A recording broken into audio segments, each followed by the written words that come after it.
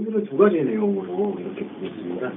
요게 장면님이 이제 이 책이에요. 성령사전이라는 책이고요. 예전에 저희 이제 초기 교회 분들 같이 말씀 나눠서 이렇게 책을 냈고, 이게 지금 이제 다 소진이 된 상태라서요. 내년 2월 달에 다시 한번 책을 내려고 하고 있습니다. 네. 그리고 나중에 다 이제 병주현님도 그러시고, 이제 저희는 이렇게 같이 참여해서 쓰는 걸 목표로 하고 있어요. 그렇게 한번 이제 다 같이 이제 말씀 공부하시고 참여하게 되시면 다 공동 저자로 참여하셔서 말씀에 참여하시면 좀 미심적인 표현이 아니라 생명책의 기록이 되실 수 있을 것이다. 네, 그렇게 보고 있고요. 오늘 주제는 두 가지입니다. 기도와 예배인데요. 기도는 제가 아까 그 공지에다 잘못 적은 것 같아요. 기도가 프로시케고요. 예배가 이제 프로시키네요. 두 가지 단어로 이제 쓰이고 있습니다. 그래서 오늘 보실 게 그러니까 기독교인, 그리스도인이라고 하는 거에 대한 가장 중요한 부분이기도 하잖아요. 기도한다, 예배한다. 근데 이제 기도한다, 예배한다가 과연 무슨 뜻인가? 근데 그거에 대해서 조금 본질적으로 알아야 되지 않을까 해서 오늘은 두 가지를 같이 잡았습니다. 기도 그리고 예배. 내용은 간단해요. 간단하시니까 뭐 그렇게 어려울 부분은 없다고 생각합니다. 흐름으로 보시면 좋을 것 같고요. 그 흐름을 오늘은 정리하신다라고 생각을 하시면 좋을 것 같고, 그다음에 저는 이게 이제 아마 커리큘럼 할 때 거의 내용이 겹치는 부분이실 거예요. 그래서 오늘 같이 이렇게 공감해 주시면 아마 되지 않을까. 그리고 뭐 본영은 워낙 뛰어나니까 뭐 이렇게 한번 들으시면 먼저 프로시케가 기도라는 단어잖아요. 이 기도라는 단어인데 이제 여기서부터 좀 내용을 좀 잘 보여요. 내용을 잘 보셔야 되는데, 프로스라는 단어하고 유코마이라는 단어의 합성어입니다. 이거 잘도 있으면 이렇게 쓰니까 이해해 주시고요. 판사하는 거는 못 보셨죠, 지금은. 그러니까 아마 좀 많이 당혹스러우실 텐데, 그냥 이렇게 정리한다, 그렇게 생각하시면 될 거예요. 거의 글씨를 잘 못 써가지고. 프로시케라는 단어가 여기서 출현했죠. 요 단어고요. 요게 이제 기도라는 단어의 명사, 그 다음에 프로시코마이 해서 이게 기도하다. 근데 이제 유코마이라는 단어하고 이 프로스라는 단어의 합성어인데요. 이것은 무엇을 지향하다라는 뜻이 있고, 그다음에 유코마이라는 단어는 무엇을 간절히 원하다, 구하다, 찾다, 갈망하다, 이 정도의 뜻이 이렇게 있습니다. 그러니까 기도라는 뜻 자체는 다 이거예요. 프로스 유코마이. 무언가를 간절히 원하는 것을 향한다. 근데 이제 결론적으로 말씀을 드리면, 인간이라고 참, 우리가 기도를 하게 되잖아요. 기도를 하게 되면은 뭐에 걸리냐면 여기에 걸려요. 간절히 원하는 거.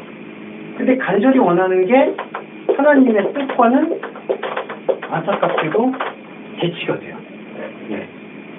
그래서 기도의 본질적 의미는 사실은 역설적인데요. 이런 겁니다. 우리가 기도할 수 없음을 고백하는 게 기도예요. 이건 예배하고 이제 좀 이따 보시면 똑같은 단어의 의미가 있습니다.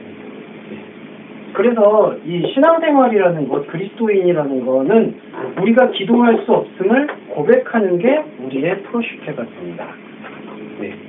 그리고 이거를 뒷받침해주는 게 바로 이 유코마이에 있어요. 인간이 간절히 바라는 게, 이 간절히 바라고 있는 이런 간절한 구함에는 진정성이 있어요. 근데 그 진정성의 벽이 바로 하나님처럼 되고자 하는 욕망으로 귀속이 돼요. 그러니까 여기서 우리가 오해를 하지 말아야 되는 게, 이거는 아주 우리한테 주어진 그 본질적인 부분이에요. 이걸 피할 수 있는 건 없어요. 그러니까 인간은 어머니 뱃속에서부터 분리되어서 이 세상에 나와서 살아가면서 무언가를 끊임없이 갈구할 수밖에 없어요. 그러니까 이거는 나쁘다 좋다의 문제가 아니에요. 그렇기 때문에 제가 진정성이라고 말씀을 드렸던 거예요. 이건 진심이에요. 근데 이 진심이 항상 하나님과의 관계에서는 벽에 부딪히는 게 그 진심을 가지고 간절히 구하게 될 때 꼭 하나님처럼 되고자 하는 다른 신에 대한 열망을 가질 수밖에 없다. 그거를 증거하고 있는 게 바로 성경의 가르침이다. 이렇게 정리해 보시면 됩니다.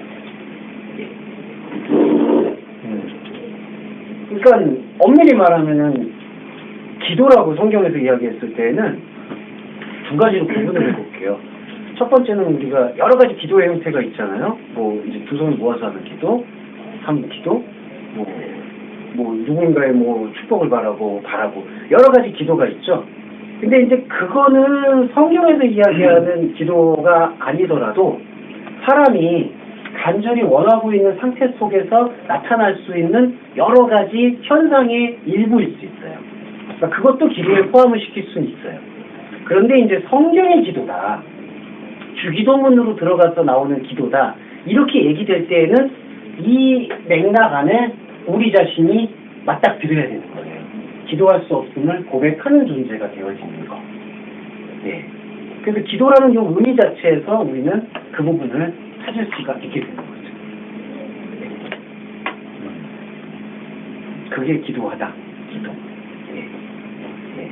그러면 이렇게 정리를 해보실 수가 있어요. 그러면 교회에서 어떤 기도를 해야 되느냐? 교회에서 해야 되는 기도는 이 기도예요, 사실은. 기도할 수 없음을 고백하는 거. 예. 그러니까 이 말씀을 보는 목적은요, 말씀을 통해서 나를 들여다보면 볼수록 하나님과 나와의 그 큰 벽을 실감하는 거예요. 근데 이게 중요한 게, 그게 실감한다고 해서 다른 종교처럼 좌절하고 내가 더 해야지, 혹은 나는 아무것도 아니라는 식의 무상하다든지 그런 거를 반복하는 게 중요한 게 아니라, 벽을 인지하게끔 만들어주신 분이 누군가에게로 시선을 돌리게 하는 역할을, 이 벽을 알게 해주시는 분이 말씀이 그것을 감당하고 있다는 거죠. 무슨 얘기냐면, 우리가 기도할 수 없는 존재임을 고백할 수 있는 이 고백의 주체가 누구냐 하면, 그 고백의 주체가 예수 그리스도라는 거죠. 예. 그러니까 말씀을 통해서 우리가 발견하는 게 내용이나 흐름상으로 다른 종교의 경전과 유사할 수도 있어요. 요것만 들으시면은 그 불교에서 얘기하는 것하고 또 비슷할 수 있어요. 그러니까 나는 내가 뭔가 공력을 쌓아서 아무것도 유익할 수가 없다. 그렇게 뭐 나는 허무하다, 나는 무의다, 아무것도 원하지 않는다. 그런 표현들은 불교 경전에서도 자주 나와요. 근데 여기서의 우리가 이렇게 고백하고 있는 고백의 결정적 차이가 무엇이냐? 하나님이 보내신 자의 그 삶과 십자가와 부활이라는 공생애를 기록하고, 그 기록이 성령의 영감을 통해서 우리한테 전해져 내려오는 이 말씀이 풀어짐을 통해서 고백되어지는 거. 그러니까 기도하다라는 건 말씀의 풀어짐에 우리를 노출시켜서 그 안에 그 고백의 현장 속에 함께 하고 있는 것을 기도하다라고 이야기할 수가 있는 거죠. 예. 그렇기 때문에 이 기도는 현재 진행형이기도 하지만, 또 하나는 중요한 것은 우리가 삶에서 기도를 한다라고 얘기했을 때 그 기도와 조금은 엄밀하게 구분을 한 다음에 시작을 해볼 필요가 있어요. 예. 목사님, 그러면 여러분 질문해도 되겠습니까? 그럼 왜 그러세요? 평소에 그렇게 뭐 중간에 많이 했었습니다. 오늘은 화요일이 아니었어? 저게 이렇게 말을 할 수 있는 거죠. 예. 은혜가, 네. 그렇죠? 우리한테 온다고 하잖아요. 네. 그렇죠? 예. 은혜라는 건 곧 예수 그리스도 살아있는 말씀이 되는 거잖아요. 그렇죠? 네. 그 말씀을 우리로 하여금 우리를 듣게 해주잖아요. 네, 그렇죠. 그 들음이라는 말씀이 우리한테 오면 우리 몸 안에서는 내가 기도하는 게 아니라 그 말씀이 기도하게 내버려두는 거잖아요. 그렇죠. 그럼 내버려두는 건 과정이 뭐냐라고 우리 표현한다면 내가 내가 말씀화가 돼서 하나님과의 열림 속에서 교제 속에서 이루어지는 삶을 말할 수 있는 거잖아요. 그렇죠. 그렇잖아요. 네, 그렇죠. 그렇게가 좀 정리를 할 수 있는 그렇죠. 그렇게 정리를 해볼 수가 있죠. 그러니까 말씀화는 두 차원이 생기는데, 하나님의 말씀을 더 깊이 들으려는 깊이 들으려는 대승민과 그 다음에 깊이 듣게 되는 대승민이 생기잖아요. 그러면은 그것에 대해서 계속해서 거부하는 대승민들이 있죠. 그걸 이제 몰아내는 거죠. 그게 이걸 고백하는 과정 속에서 계속해서 일어나게 되고, 그런데 그런 것들을 지원해주는 유일한 끈이 뭐냐, 유일한 중보가 뭐냐, 말씀이라는 거죠. 이거는 상당히 중요한 부분이에요. 왜 중요하냐면은 이 패러다임을 가지고 이런 인식을 가지고 말씀을 읽지 않게 될 때 어떤 현상이 일어나냐면 계속 이거를 추구하게 되는 거예요. 예. 그러니까 이 유코마에 내가 간절히 원하는 거 거기 안에 설령 나는 원하지 않습니다. 나는 주님만 바랍니다. 하더라도 말씀의 풀어짐 속에서 우리가 노출되지 않으면 그거는 그냥 자기 비하밖에 안 되는 거예요. 예. 그러니까 이게 결정적 차이를 좀 보셔야 돼요. 그러니까 나는 아무것도 아닙니다. 오직 주님만이 하셔야 됩니다. 라는 그 명제는 좋은 표현이지만 주님만이 하셔야 된다라는 고백의 근거가 이 말씀의 흐름 속에서 우리를 속속들이 파고 들어가지고 우리 안에 있었던 이 간절히 원하는 것의 우상성을 폭로해주는 그러한 상태 속에서 나는 주님이 하십니다라고 고백을 해야지 그 고백이 유효한 거지. 그러한 여러 가지 과정의 섬세함들을 다 빼놓고 주님이 하십니다. 주님이 하십니다. 아무것도 아닙니다. 그거는 그냥 캐톨릭에서 얘기하는 미사 여부에 지나지 않아요. 네. 그래서 우리가 왜 계속 이 시간의 노출을 통해서 하나님과의 그 영적 화합과 한몸됨을 추구해야 되느냐. 이건 진짜 절박하기 때문에 말씀을 드리는 거죠. 왜 이 시간까지 제가 이렇게 여러분들을 모셔가지고 진짜 다른 일들을 하실 수도 있겠는데 저희가 온 거예요. 예, 이렇게 하겠느냐? 이 시간이 우리한테 그냥 영어 공부하고 영어도 중요하죠. 그냥 영어 공부하고 그냥 이런 공부하는 시간과는 차원이 다르다는 걸 인지해 주시길 바라는 거예요. 무슨 얘기냐면 이거는 뭐 이게 더 중요하고 이게 더 낫다 이런 경중의 차이가 아니라 우리가 원래 진짜 삶이라는 건 지금 이렇게 눈에 보이는 삶을 살고 있는 게 진짜 삶이 아니라 창세전에 하나님께서 예배해 주셨던 그 삶의 영역이 풀어지는 게 우리한테는 진짜 삶이라는 거죠. 진짜 몸, 진짜 피, 진짜 인생, 진짜 사랑. 예. 그러니까 그거를 찾아 나가야 되는 게 바로 이 프로시코마이의 모든 원리예요. 그래서 예수님의 기도의 원리는 다 여기에 있다. 예. 그런 부분은 우리는 간과할 수가 없다라고 볼 수가 있겠죠. 네. 자, 여기서 뭐 질문들 혹시 해주시면 장로님 좀 어떠세요? 이 기도 원리에 대해서. 그 말은 이해가 가는데 네. 실질적으로 내 삶에서 어떻게 실현되어야 되는지. 예. 그러니까 이게 조금 어려운 부분이죠. 예. 그러니까 실현이라는 게 이런 것 같아요. 이제 일단은 우리의 논리, 우리라고 얘기해서 죄송한데 우리의 논리 속에서는 말씀이 이렇게 들어오게 되면 말씀으로 이렇게 살아가야 된다라는 어떤 그러한 논지를 갖게 되는데.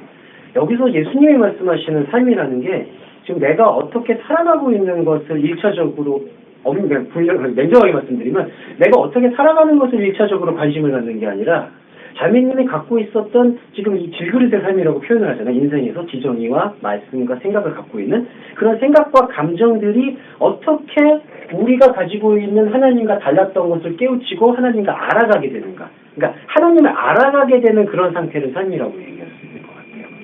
예. 그것이 뿌리가 된 상태에서 만약에 이제 자매님께서 일을 하고 사람을 사귀고 관계를 맺고 그런 관계의 삶들이 있잖아요. 이러한 삶들이 갖고 있는 유효성은 뭐냐? 하나님의 말씀에 의해서 발견되어지는 그 삶을 지원해 줄 수 있도록 그걸 가로막지 않도록 이렇게 재편이 되는 거죠. 그래서 이거를 잠깐 예를 들어서 설명을 드리자면은 만약에 우리가 이제 조금 천박한 얘기는 하지만 내가 만약에 유명한 피아니스트가 돼서 하나님께 영광을 돌린다. 우리 이제 교회에서는 자주 좀 그런 표현들을 사용하지 않습니까? 유명한 사람이 돼서 영향력을 통해서 하나님한테 영광을 돌린다. 근데 이제 그거는 이 자기가 간절히 바라는 것들을 자기가 간절히 바라는 신한테 그거를 구해가지고 받은 결과거든요. 그러면 그 신은 누구냐 하면은 하나님이 아니에요. 예. 자기가 원하는 신이 되는 거죠. 그러면 거기서 기도의 응답을 받았다고 해서 그 기도의 응답이 하나님과 무슨 상관이 있겠냐라는 거죠. 예. 이런 부분에 좀 내용이 되는 것 같아요. 그래서 기도가 얘기가 조금은 어렵습니다. 이게 어떤 부분이냐면은 명제가 이거거든요. 기도할 수 없음을. 그리고 또 하나는요. 오늘 좀 이따 말씀을 보시겠지만 기도하지 말아야 함을 또 고백해야 돼요. 어떤 기도냐? 사실은 존재 자체가 기도를 할 수가 없다라는 것을 고백한다는 것은 지금 우리의 존재가 하고 있는 모든 기도는 내가 원하는 원함 속에 갇혀 있다라는 사실을 인정해야 된다는 거예요. 예. 그러니까 이게 좀 이제 감당하셔야 돼요. 근데 예. 그러니까 내가 죄송합니다. 내가 입술로 내는 거, 내가 하는 말, 내가 추구하고 있는 거, 내가 지금 쌓아올리는 것, 일례로 말씀드리면 제가 책을 내는 거, 그거 아무 의미가 없는 거예요. 냉정히 말하면. 예. 그냥 하는 거예요. 예. 그것까지는 우리가 긍정을 해야 돼요. 거기 안에서 나오는 기도는 하지 말아야 될 기도라는 거를 고백을 해야 돼요. 예. 그러면 이제 중요한 건 그 고백의 지평이라고 표현하는데요. 이런 것들이 무의미함을 알려주시는 분이 그리스도잖아요. 그 그리스도를 통해서 내가 새로운 삶, 아까 말씀드렸던 지금 이런 보이는 삶만이 아니라 내가 하나님과 화합할 수 있는 삶, 교통할 수 있는 삶의 문이 열리기 시작하는 게 고백이거든요. 그 고백을 통해서 그 문이 열게 되면 그 열린 문을 통해서 하나님과 함께하는 진정한 사귐을 통해서 내가 가지고 있는 이 무의미의 삶을 끌어안는 거죠. 이걸 이해해 주셔야 돼요. 그러니까 사람이 무의미하다, 허무하다라고 했을 때 전도서의 처음 시작이 헛됨이 6번 반복되잖아요. 그게 신앙 고백이거든요. 사람이 무의미라고 했을 때 무의미하다라고 명제를 일으키고 난 다음에 꼭 판단 기준은 그거를 버리거나 이게 무슨 의미가 있을까라는 질문이 들어오죠. 그렇죠. 그러니까 그러면 내가 왜 살아야 되는가? 그리고 내가 기도를 하면 할수록 하나님한테 대적하고 있는데 이거를 하지 말아야 되는 것을 알게 돼서 그러면은 하지 않아야 되는가? 어떻게 해야 되는가? 그게 무의미에 대한 함정이에요. 무슨 말씀이냐면 우리는 무의미를 고백하잖아요. 근데 그 무의미의 합이 하나님의 입장 속으로 들어가게 되면 이게 의미가 있는지 무의미 있는지 그걸 하나님께서는 다림줄로 이 선악의 다림줄로 이렇게 판단하지 않으신다라는 거예요. 예. 그러니까 그때부터 국면을 새롭게 해야 돼요. 예. 그러니까 자기 인생에 대해서 이제 그때부터는 뭐 책임도 질 수 있겠고 주체적으로 생각할 수도 있겠고 여러 가지 삶을 개척해 나가야 되겠죠. 근데 그리스도인의 결정적 차이점은 그것을 개척해 나가는 게 아까 전반부에 말씀드린 것처럼 그러니까 자기가 간절히 원하는 거를 자기 노력으로 실현했어요. 그래서 이게 하나님께 영광 돌렸다. 이런 맥락들을 싸그리 버리고 이게 무의미라는 것을 알면서 끌고 간다라는 거예요. 예, 이게 중요합니다. 예. 그거를 이제 감당하는 이제 그 모습이 좀 필요합니다. 그게 허무주의는 아니죠. 그렇죠. 그러니까 제가 말씀드린 게 영지주의도 아니죠. 허무주의, 영지주의와의 차이점이 되는 거예요. 네. 그게 무의미인 것을 알지만 네, 네. 인생을 살아가면서 네. 당연히 그냥 마땅히 해야 저한테 하는 주어진. 네, 네, 네. 그거죠. 그냥 단순하게. 일차적으로 아까 우리는 네. 육신이 입은 죄인이잖아요, 그렇죠. 격리적 차원에서 그렇죠. 예, 예. 그러면 내가 하나님한테 내가 가진 생각으로 나의 입을 열어서 말하는 얘기는 네. 내 기도가 되는 거잖아요. 그렇죠. 엄밀히 말하면 그렇죠? 모든 게 내 기도죠. 그럼 이 전반부에서 먼저 이뤄야 할 작업 자체는 네. 내가 하나님과 충분히 만남이 있어야 되고 네. 관통적인 지점이 있어야 되고 네. 말씀의 교류가 있어야 되겠죠. 네, 그렇죠. 그렇죠. 네. 그럼 그런 사람이 와서 내가 기도했을 적에 외침과 예. 그렇죠? 예. 그런 과정이 없는 엉뚱한 믿음. 예. 내가 자꾸 내 입으로 부르짖을 적에 예. 하나님은 예. 그런 하나님이 아닌 걸 모르는 상황에서 예. 내뱉는 하나님은 예. 그냥 미신의 종교와 불과 똑같은 거잖아요. 그렇죠. 그럼 이런 세계를 거치고 나서 내가 하나님과 간통이 이루어졌을 적에 나의 기도는 예. 쉽게 말해서 내가 인간관계에서 내가 아까 말한 돈을 많이 벌어야겠다. 예. 뭘 해야겠다. 이런 존재와의 가치와 하나님은 잠깐만 무게 저울을 안 하시잖아요. 그렇죠. 그걸로 무게중심. 그냥 어차피 우리 이 땅에 살고 있는 건데 그게 죽지가 않은 이상은 네, 그렇죠. 살아가서 버텨야 되는 거잖아요. 그렇죠. 버티는. 그치, 버티는 거잖아요. 그럼 여기서 내가 할 때 내 인격 가지고 내 지정력 가지고 최선을 다해 살아가되 네. 그치, 내 안에 말씀하신 하나님은 내가 항상 소통하고 살아갈 경우는 네. 다른 세계가 열리는 거잖아요. 그렇죠. 그렇죠. 예, 예. 그걸로 결국에는 우리가 그렇죠. 지향하는 거 아닌가요? 그렇죠. 그리고 우리는 우리 자신을 일단은 생각하면서 지평을 열어야 되는 거고요. 이 말씀의 지평을 연다는 게 대단한, 얼마나 이게 중요하냐면 계속해서 이 구조적 원죄라고 말씀드린 게 있죠. 그러니까 팀장님 혼자 사시는 게 아니잖아요. 관계로 다 사는 거잖아요. 근데 팀장님 한 분이 지금 말씀에 대한 사건을 일으키잖아요. 그렇게 되면 팀장님 한 명만 변하는 게 아니에요. 예, 그 관계들이 변하는 거죠. 그러니까 지금까지 살고 있었던 미친 듯이 살고 있는 그런 것들이 모두 바벨탑이었음을 누군가 알려주고 거기서 멈춰 세우면은 한 사람이 멈춰 세우잖아요. 그러면 손잡고 있는 관계망들이 있으니까 같이 이렇게 멈춰 세우는 거예요. 예배가 왜 결국에는 너와 내 집을 구원하느냐, 그런 관계를 지금 보시죠. 그렇다고 내가 하는 건 아니고요. 예, 그렇죠. 기체적인 네. 그러니까 그러니까 원어라고 얘기해서 죄송합니다. 원어를 보시는 분들이 오해하는 게 이 허무주의에 대한, 무의미에 대한 이 개념을 잘 정립을 안 하시는 것 같아요. 그러다 보니까 삶에서 사는 부분이 이것까지 푸시는 분, 푼다고, 저가 더 다 들었다 그런 얘기는 아니고요. 예. 이것까지는 다 얘기하세요. 이렇게 푸시는 분도 많지 않으시죠? 이렇게 해서 제가 아니니까 오해 마시고요. 예. 그러니까, 갈망한다라는 게, 그러니까 사람이 입으로 모든 걸 내뱉듯이 죄다. 그렇게 얘기까지는 하실 수 있어요. 근데, 그거를 다 또 부정하라는 테마. 그러니까 사람이 뭐든지 하는 죄니까 이걸 부정해라. 근데 부정되나요? 지금 팀장님 말씀처럼 이게 부정되는 게 아니에요. 문제는 이게 무의미하다라는 사실을 봐야 된다는 거예요. 근데 무의미한데 내가 감당해야 되는 거예요. 또 하나는 왜 무의미의 그 삶을 감당하느냐? 무의미의 삶 속에서 말씀을 열어야 되니까. 그게 말씀하신 파편이 돼야 예. 말씀이 몸이 돼야 되니까. 말씀이 육신돼서 우리한테 장막에 성전을 지어주시는 그분과 동참해야 된다라는 그런 열망이 원래 우리가 이렇게 태어난 자의 목적이니까. 그게 진짜 목적이라는 거죠. 그거를 하기 위해서 발버둥 치면서 내가 가지고 있었던 이 현상에 쌓아오는 바벨탑이 무의미였다라는 것을 계속 내 자신한테 고백해 줘야 되는 거예요. 네. 그 부분이 기도입니다. 고백이 안정하고 하나님 나라 한번 할 수 없습니다. 이거 아니잖아요. 네. 그렇죠. 그래서 그렇죠. 그래서 우리가 만약에 기도를 한다. 좀 팀장님 예를 들어서 죄송한데 팀장님이 지금 간암 치료를 받으셔야 된다. 그럼 이 기도의 목적이 뭐야 될까?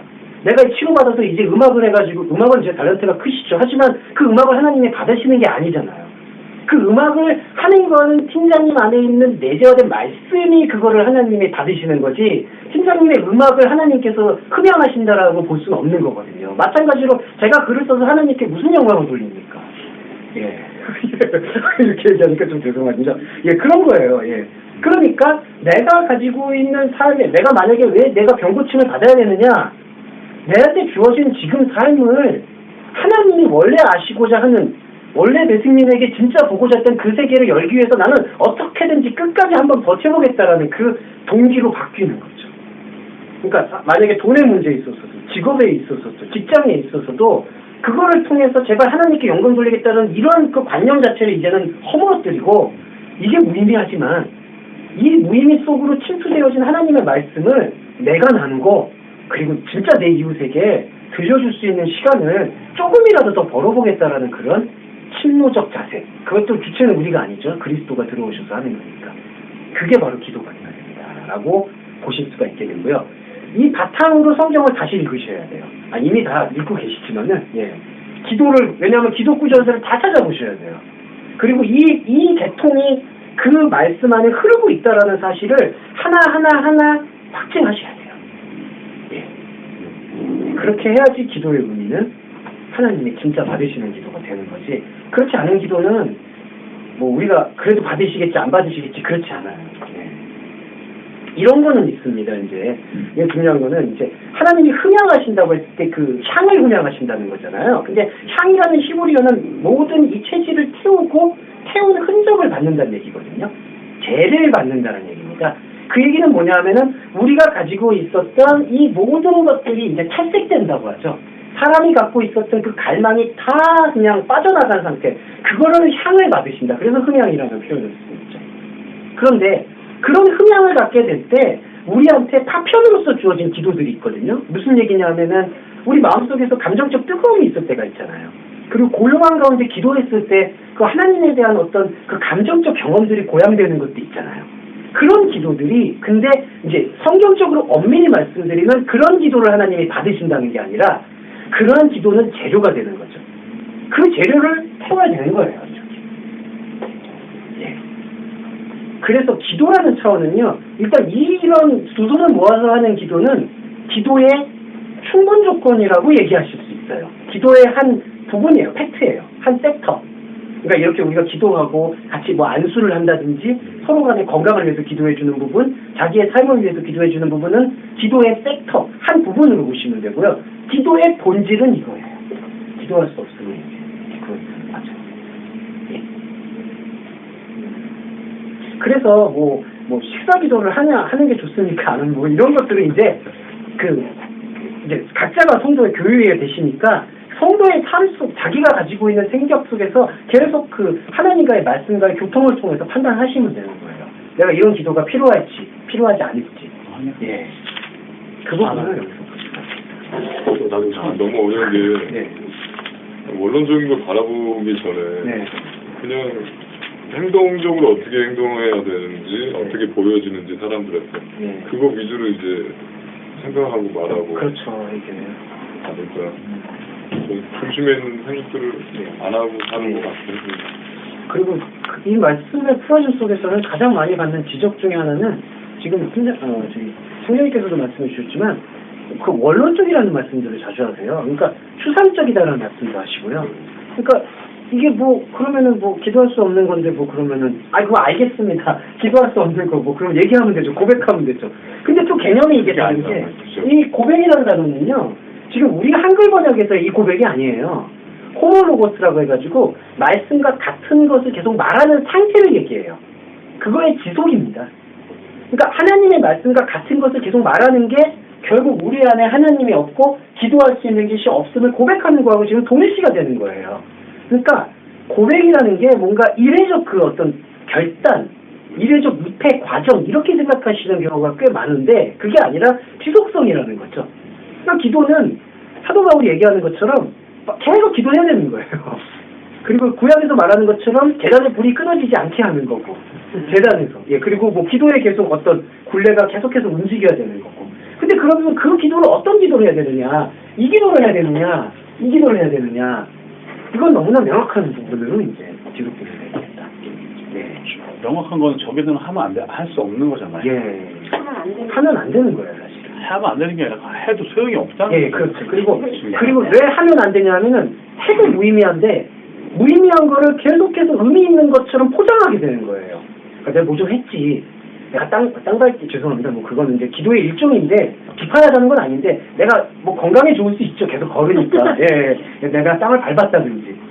뭐 이제 보람차는 느낌은 방향 드는데 돌아가면서 해야 돼요. 그런 거예요. 저쪽에 돌아가면 머리 이렇게 아파. 맞죠.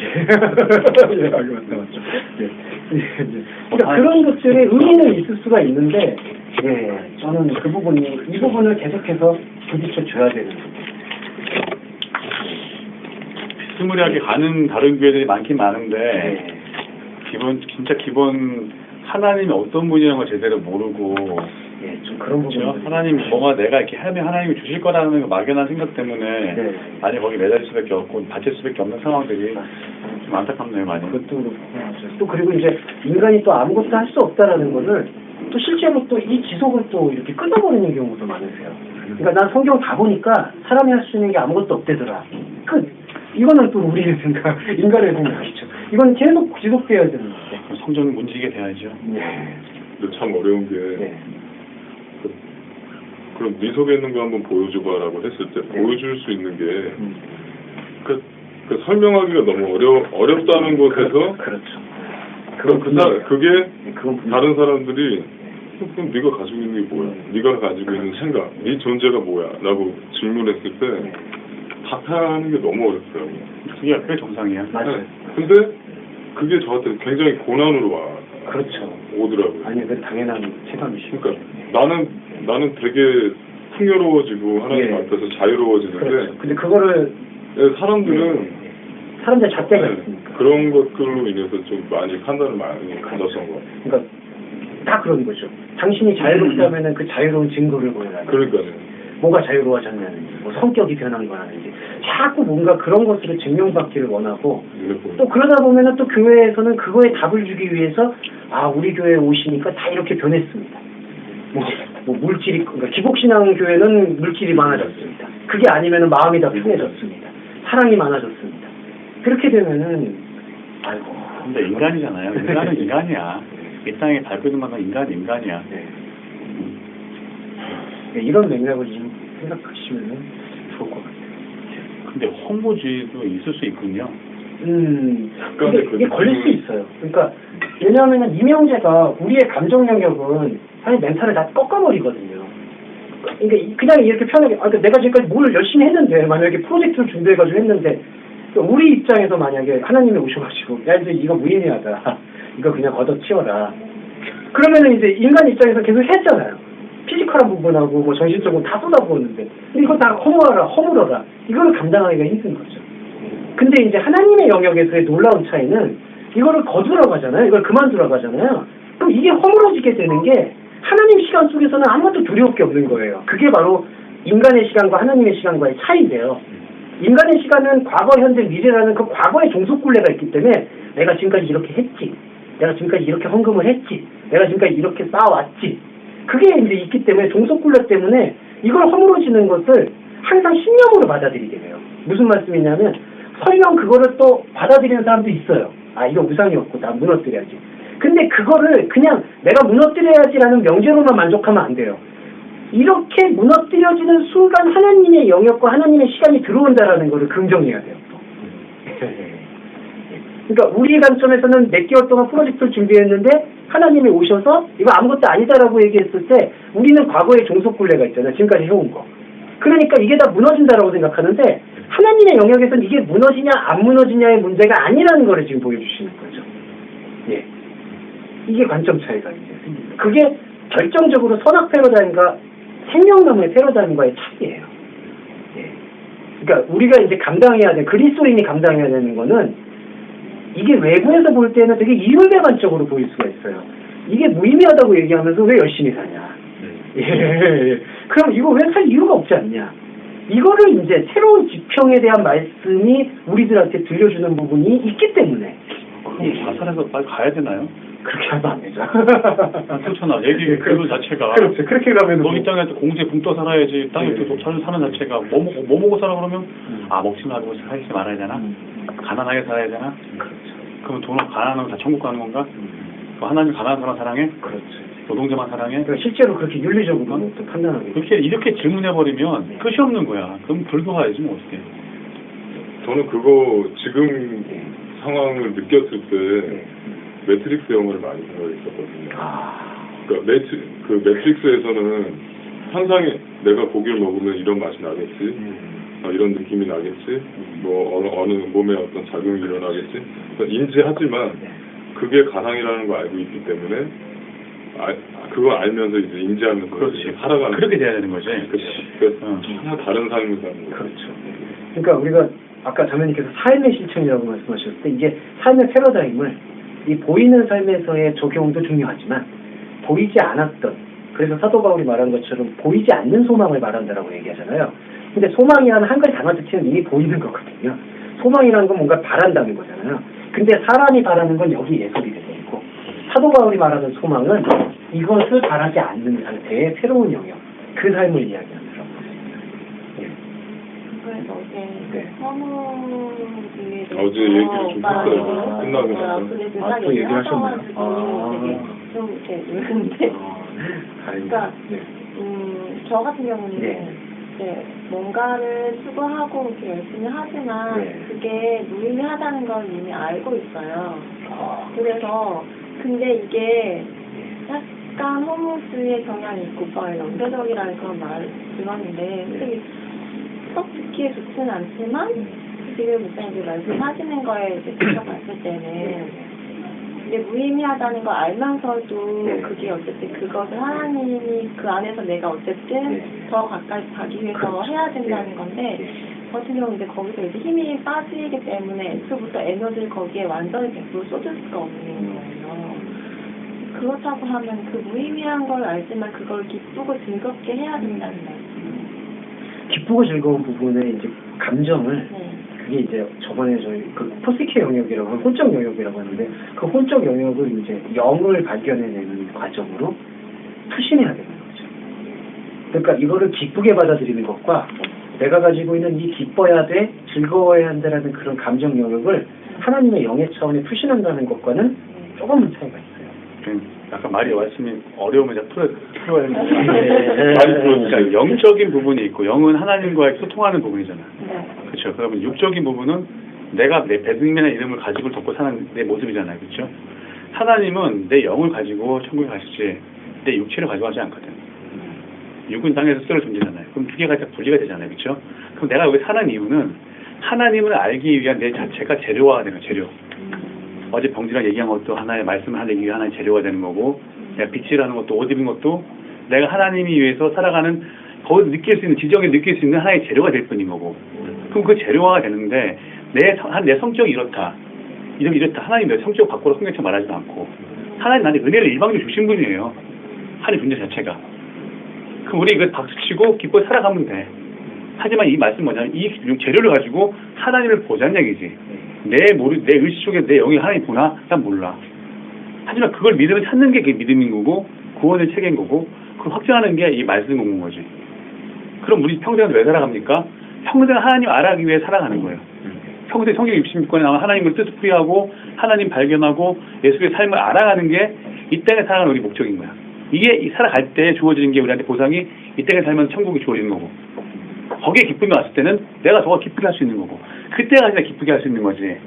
나는 이걸 모르는 와중에 이런 구조와 이런 말씀이 있는 거를 내가 깨닫지 못한 와중에 난 내가 노래를 공부 열심히 해야지.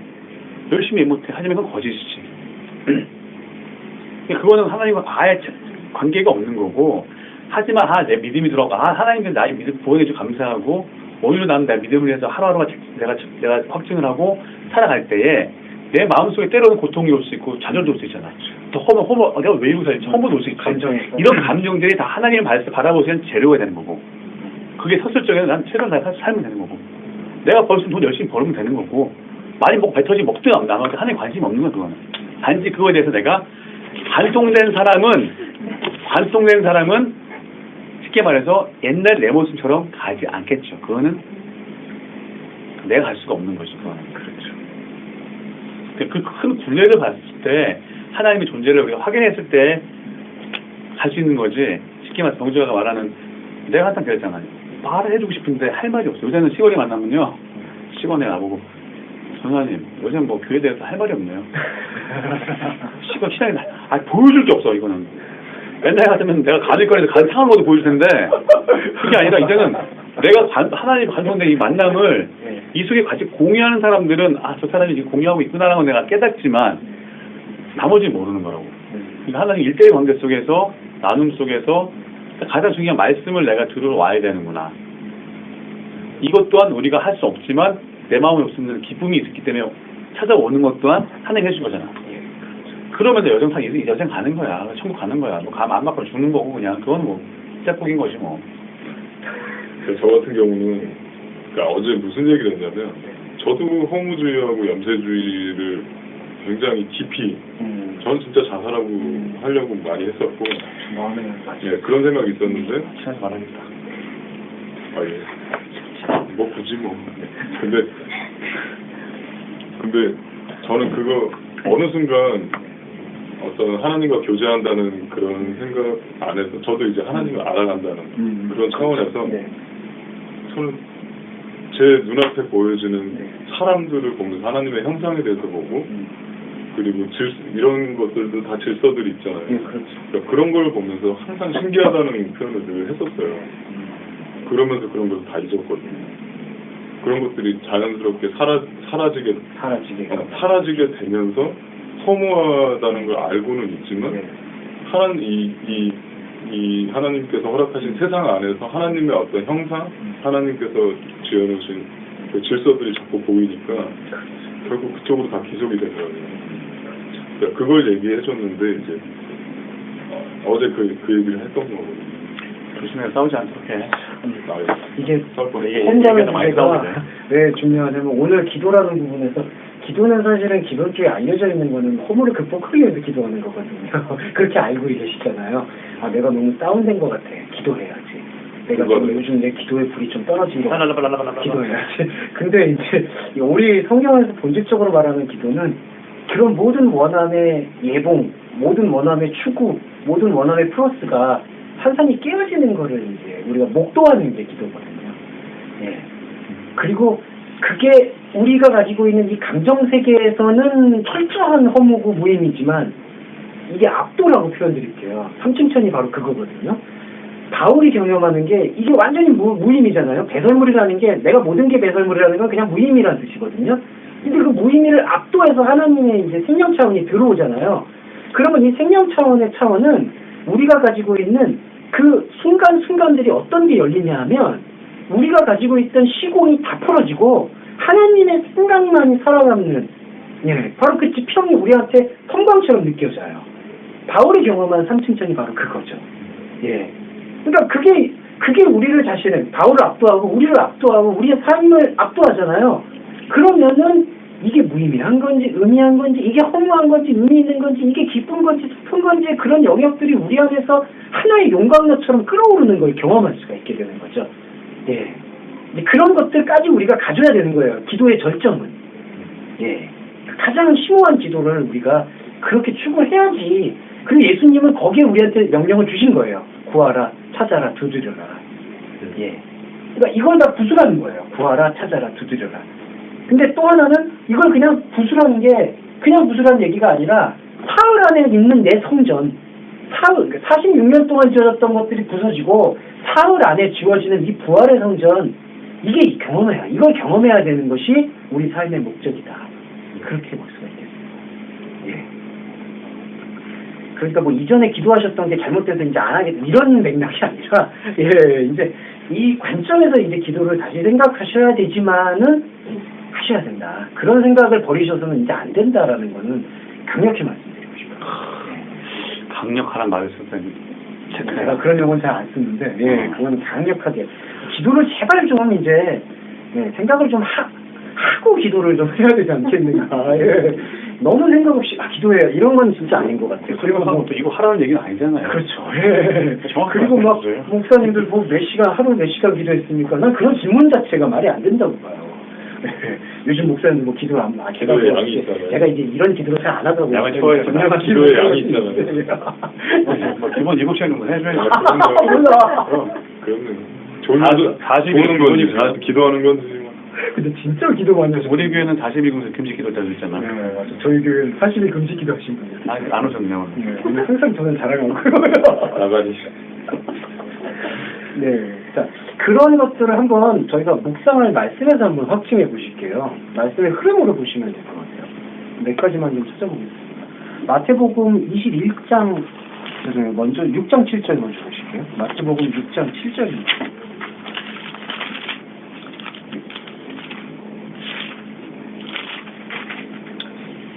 이게 주기도문 앞에서 나오는 단어인데요. 이건 유명한 거라서 다 들어보셨을 겁니다. 기도할 때 이방인과 같이 중언부언하지 말아라. 예, 뭐 이런 걸 가지고 이거는 비판할게요. 죄송합니다. 설교 비판을 할게요. 이런 걸 가지고. 근데 목사님 뭐 죄송할 일은 아닙니다. 그냥 편하게 하세요. 예, 편하게 좀 죄송해요. 죄송할 일. 이해해 주시고요. 죄송 안 하면 이거 틀린 말씀이세요? 아니 뭐 근데 이제 다 들으셨던 그런 그 체계가 아니, 왜 그러세요? 예, 존중하는 입장에서. 예. 그걸 이거 어떻게 보냐면요. 뭐 말을 많이 하지 말고 뭐 핵심만 얘기해라. 그래서 이제 전모 목사나 이제 그런 목사들이 그런 거 하잖아요. 뭐 핵심 기도라고 해가지고 뭐 돌파 기도, 뭐 집중 기도, 네, 뭐 여리고성을 무너뜨리는 기도, 뭐 이런 거 말은 좋죠. 예, 그렇게나 무너지는 게 무슨 의미가 있겠냐마는 하고 싶다. 예, 여기서 보면 말을 많이 해야지 들을 거라고 생각한다. 그러니까 중언부언하지 마라, 쓸데없는 말 하지 마라 이런 뜻으로 알려져 있는데 일단 예수님이 생각하는 이방인은요 유대인들이 포함된 거예요. 이방이라는 것은 습관의 노예가 되어 있는 사람들을 통칭하고 있죠. 그러면 그 습관은 어떤 습관이냐? 이 습관이죠. 지금 주기도문 얘기하시는 맥락에서. 인간이 간절히 우상숭배적으로 원하는 것, 이방인들. 그러니까 기도하는 것은 이방인들처럼 중언부언하지 말아라. 중언부언이라는 뜻이 바톨로고스인데요. 로고스라는 단어가 바토스라는 단어의 합성어라서 로고스, 말씀을 모호하게 한다. 바토스. 중언부언이라는 뜻은 번역이 잘못됐고요. 말씀을 흐리게 하는 거. 말씀이 희미해지는 거. 예. 그러니까 기도할 때 이방인같이 중언부언을 하지 마라. 이 말씀을 흐리게 하지 말아라. 이거예요. 그러니까. 지금은 우리한테 또렷한 게 이거잖아요. 이게 이방인이에요. 우리한테는 지금 우리한테 이건 그런데요. 지금 또렷하게 주어진 건 이거예요. 근데 이게 말씀을 모호하게 하는 거예요. 말씀을 희미하게 하는 거예요. 예. 그러니까 여기서는 예수님께서 말씀하시는 기도는 완전히 뒤바꾸는 거예요. 전면적으로. 지금까지 기도했던 것들은 이제 하지 말아라. 예, 그 뜻과 거의 같습니다. 그래서 기도할 때 이방인처럼 말씀을 흐리게 하지 말아라. 그러면 여기서 말을 많이 해야 듣는다. 이건 무슨 뜻이냐면요. 사람 안에서의 생각 기준이에요. 예수님이 자꾸 많다, 적다를 표현하시는 이유는 뭐냐 하면 하나님의 나라는 사람이 생각하는 많고 적고 크고 작음에 붙잡히는 것이 결코 아니다. 그래서 자꾸 이런 거 아시죠? 좁은 문, 가장 작은 거. 근데 가장 작다라는 뜻은 원래 뜻이 올리고스라는 건 아예 없다는 뜻이거든요. 그러니까 믿음이 없는 자들이라고 아예 얘기하시는 게 정확한 거예요. 여기서도 많이 하여야 듣는다. 그럼 이건 반대 개념도 적게 하여야 듣는 것도 아니라는 얘기예요. 그러니까 이 말씀을 드리는 목적은 성경 해석하실 때요. 양적인 부사가 나오잖아요. 그럼 항상 양면성을 같이 보시면 좋아요. 이게 이 말씀도 적용이 되는 거예요. 저희는 말을 적게, 그러니까 아까 심플한 기도라고 해서 이게 말을 많이 하면 안 되니까 그럼 말을 적게 하면 되겠구나. 그리고 쓸데없는 말 하지 말아야 되겠구나. 그렇게 받아들이는 것도 그냥 그 나물에 그 밥이라는 거죠. 네. 이건 전면적인 걸 보셔야 된다는 거예요. 네. 그래서 요거하고 적용점이 거의 이제 같다고 볼 수가 있죠. 네. 중간에 질문 있으시면 그냥 계속 두서 있게요. 계속 해주시면 돼요.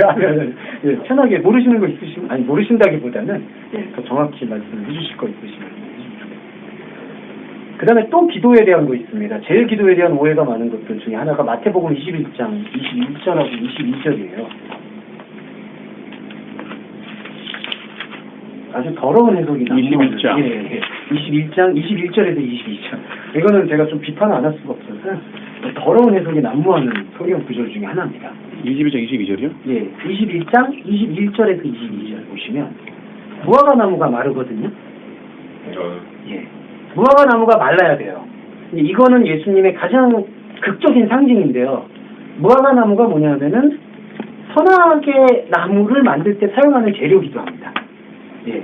그러니까 한글 번역에서는 어떤 치마를 만들었다라고 번역이 돼 있죠. 하와와 아담이 나무에 잎을 엮어서 치마를 했다. 근데 치마라는 뜻이 아니라 그게 끈이라는 뜻이고, 근데 그 재료는 무화과라는 것. 무화과는 이제 그때 당시에 이 근동지방에서 사람들이 모여서 랍비의 가르침을 듣는 장소로 알려져 있어서 회당, 성전, 교회, 예배당, 종교적인 중심지 그런 걸로 많이 사용되고 있습니다. 그래서 여기서 무화과 나무를 말라야 해요. 그리고 예수님이 또 하나 요한복음에서 나다나엘이었죠. 너가 무화과 나무 아래에 있는 걸 보았다라고 얘기했어요. 그 좋은 표현이 아니에요. 무슨 얘기냐면 너가 종교성 안에 있는 것은 나는 지금 봤다. 그 얘기예요. 예. 그래서 나다나엘에게 너가 믿음이 간사한 게 없다. 그 얘기는 또 좋은 표현도 아니에요. 죄송합니다. 너 안에 지금 필터링이 없다는 얘기예요. 그러니까 어떤 분들은 나다나엘이 성품이 깨끗해가지고 예수님이 발견하셨다라고 번역하시는데 그거는 조금 미흡한 해석이고요. 그 해석 아니잖아요. 예, 간사한 게 없다는 건 이게 좀 자각할 수 있는 능력이 없다는 뜻이에요.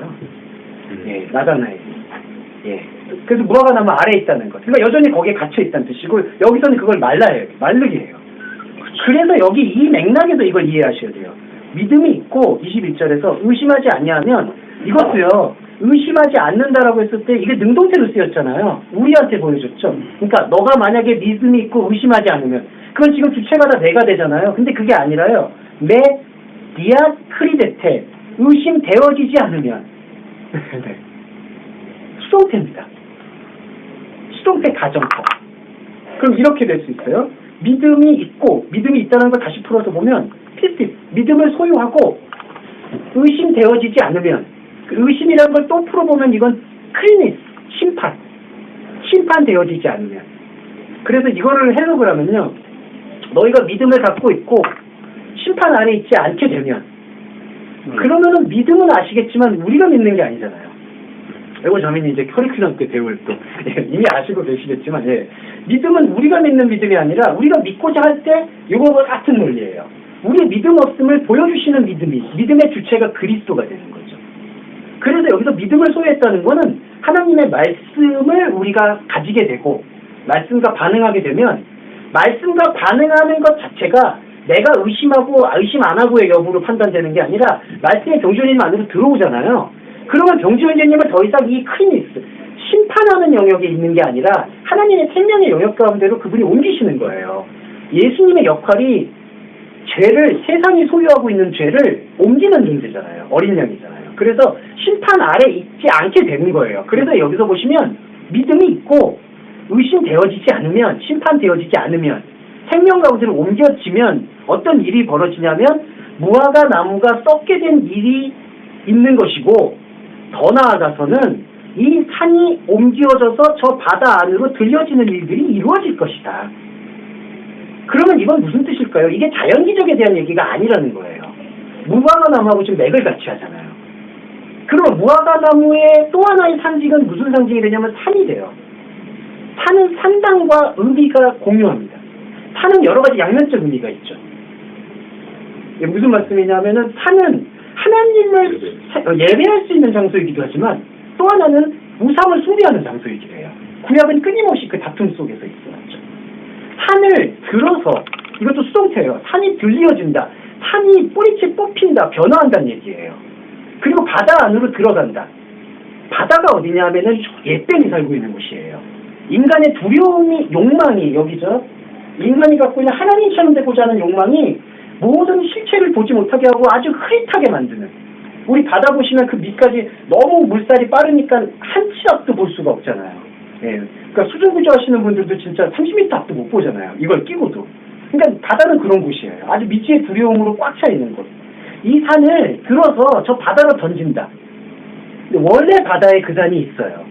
무슨 말이냐면 사람이 바다 안에서 숭배하고 있는 산이 바다 안에 있었다는 거를 지금 보여주시는 거예요. 무화과나무에 써본 게 바로 그 의미라는 거죠. 자, 이 무화과나무는 사람들이 계속해서 여기 안에서 구하면은 이루어질 것으로 생각하고 베데스다 연못처럼 거기로 들어가면은 어쩌다가 연못이 동하면은 거기 들어가면 치유될 것으로 아는 그런 간절한 기도들을 영혼을 모으고 있는 바로 그 장소가 산이에요. 근데 이 산이 썩었고 바다에 있다라는 걸 보여주시는 게 바로 이거예요. 이게 기도입니다. 그래서 여기서 22절에서 기도할 때 무엇이든지 믿고 구하는 것은 받으라. 이 말도 안 되는 번역을 어떻게 해야 될지 제가 답답한데요. 무엇이든지가 아니에요. 너희가 구하고자 하는 바로 그 모든 것. 예. 그럼 그 모든 게 뭘까요? 이거잖아요. 예. 기도할 수 없으면 고백하는 것 하나가 만물이에요. 그러니까 모든 것이에요. 하나님이 보시는 모든 거는 그냥 병준이는 한 명이거든요. 병준이는 한 명 안에서 병준님의 그 육적자가 병준님이 상관하고자 하는 하나님을 기쁘게 할 수 없다라는 사실을 발견하는 거 그거 하나예요. 그게 모든 거예요. 하나님이 볼 때.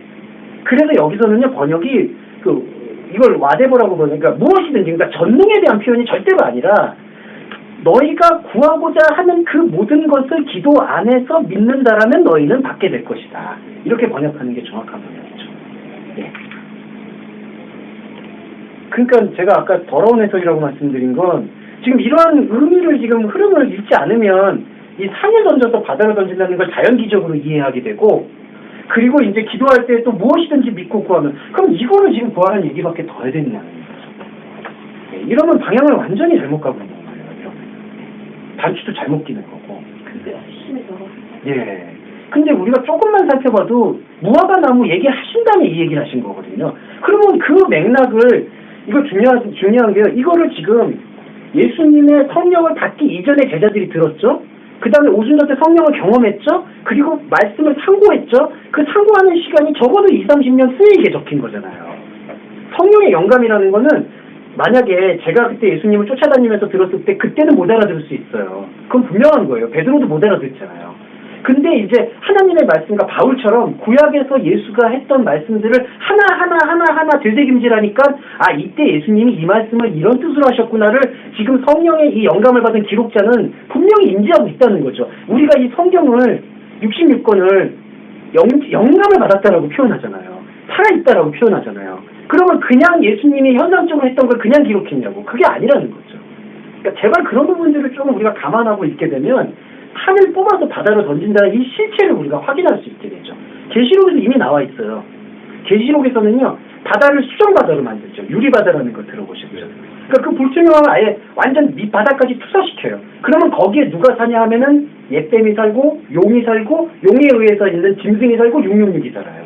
그게 줄기처럼 다 따라 나오는 거죠. 그게 이 산이에요. 예.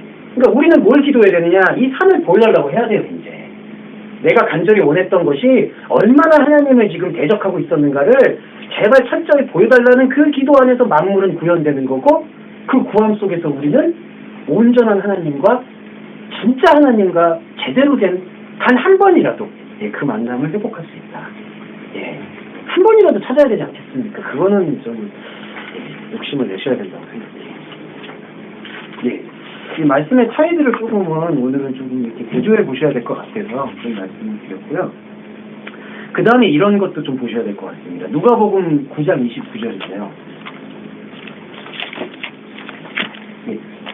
요거 하고 이제 두 구절만 더 보시고 좀 시작하겠습니다. 누가복음 몇 장이요? 예, 누가복음 9장 29절입니다. 자, 이것도 중요하죠. 29절에서 기도하는 안에 기도하실 때라고 되어 있는데 요거는 좀 미묘한 차이가 있습니다. 기도하실 때라는 것은 동작 묘사잖아요. 그러니까 이렇게 기도한다라는 거잖아요. 근데 그게 아니라 이거는 엔 전치사구라고 표현을 했어요. 엔테 프로시퀘세타이, 기도의 안에. 그러니까 기도라는 어떤 것을 하나의 영역화하는 그 기록자의 의도를 볼 수가 있어요. 기도 안에. 기도 안에서 지금 그 에이도스, 그 형체가 헤테로스, 완전히 다른 걸로 변한다고. 그 알로스 헤테로스 기억하시죠? 예. 여기서 용모가 변화된다는 거는 뭐냐면요. 예수님이 그 기도 안에서 보이는 세계 속에서 보이지 않는 것을 보여주시는 거예요. 예. 이 결정적 사건입니다. 이게 변화산 사건인데, 그러니까 여기 보시면요. 기도 안이죠? 근데 기도 안에, 이 기도함 안에 지금 누가 들어갔냐면 베드로, 야고보, 요한이 들어갔어요. 베드로, 야고보, 요한이 특정한다는 게 아니라 베드로, 야고보, 요한은 보이는 것을 대표하고 있죠. 우리들이죠. 근데 우리들 안에서 우리들이 이제 기도해요. 같이 기도하고 있죠. 같이 기도할 때 우리 안에 계신 그리스도가 용모가 변화가 돼요. 근데 이 용모의 변화가 알로스 변화가 아니라 뿌리가 같았는데 형체가 변해서 원래 의미였는데 더 확연하게 알려주신다. 그게 아니라 아예 뿌리가 달랐던 것이 여기서 등장해요. 용모가 변화되고 헤테로스. 그리고 그 옷이 빛난다. 예. 이러면요, 이게 중요해지는 게요. 이 형체가 변화가 되잖아요.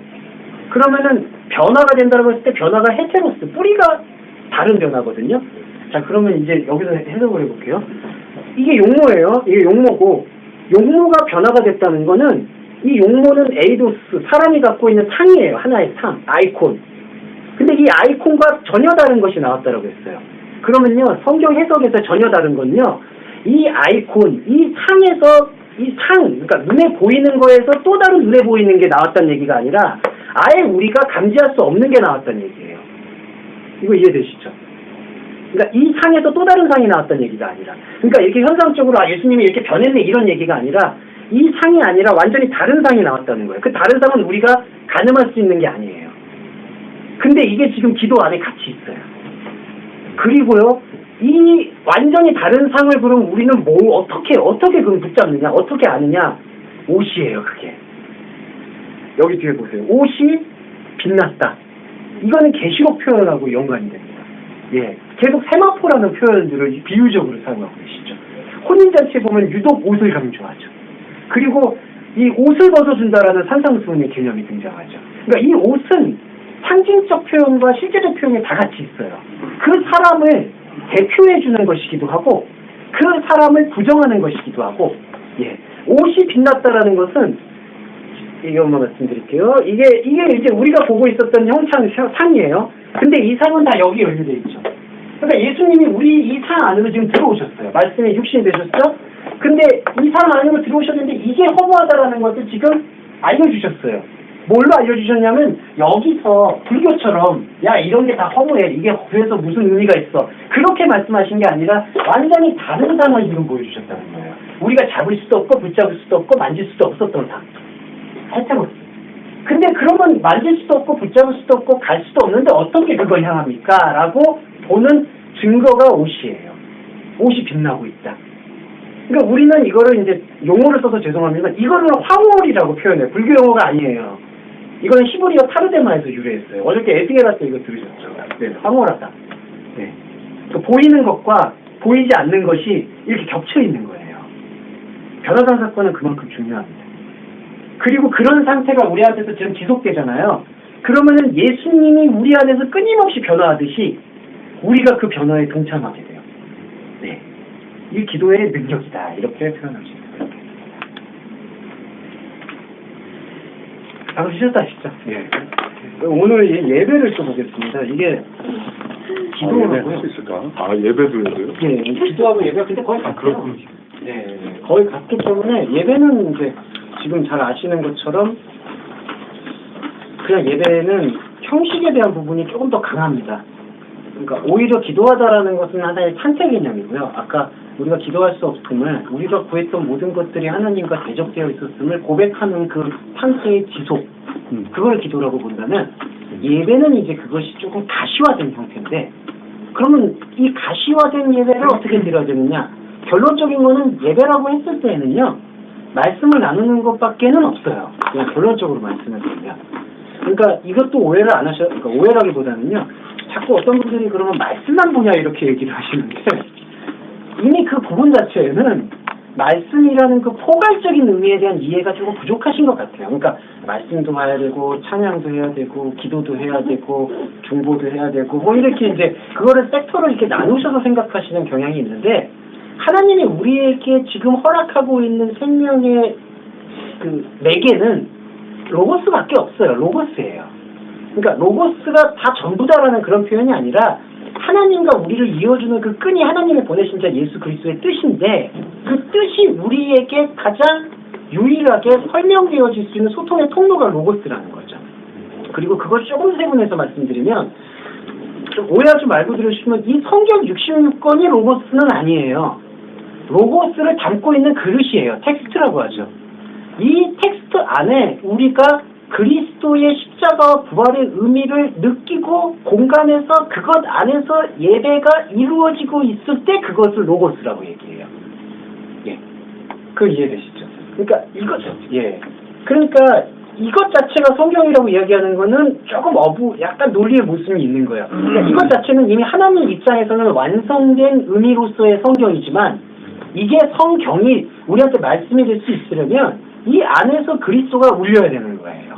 네. 울리지 않으면은 또 다른 기도, 다른 예배를 할 수밖에 없는 거예요. 네. 박사님 죄송합니다. 네네. 그러면 흔하게 이제 그 일반 교회에서 얘기하는 네. 그 레마의 말씀, 네. 아시죠? 네. 네. 그런 상태가 이제 예배의 상태. 그렇죠. 예. 그 로고스와 레마로 잠깐 기준을 해보자면, 로고스는 정태적인 이제 어떤 형식이라서 예배를 로고스에 비유해 볼 수 있고, 크레마는 이제 움직임, 지속, 그런 동사적 이제 뜻이 있기 때문에 그걸 기도하고 이렇게 연관이 되어서. 그러니까 말씀이 말씀을 흐르게 한다는 뜻이거든요. 그러니까 로고스가 우리 안에서 계속해서 레마로 흐르게 된다.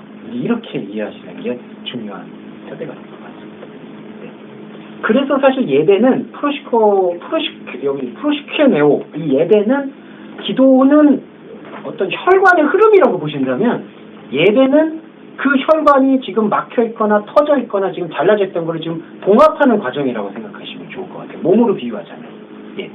그러니까 피가 흐르는 상태는 기도라면, 피가 흐르는 상태가 기도라면, 그 피가 제대로 몸에서 작용하고 흐를 수 있도록 그 관을 짜맞춰주고, 그거를 하나의 유기적으로 지금 흐를 수 있도록 어떤 골격과 구조를 만들어 나가는 과정을 프로시케네오, 예배라고 보시면 돼요. 예. 예배와 기도는 그 정도의 의미가 됩니다. 예. 요거 이해되시죠? 예.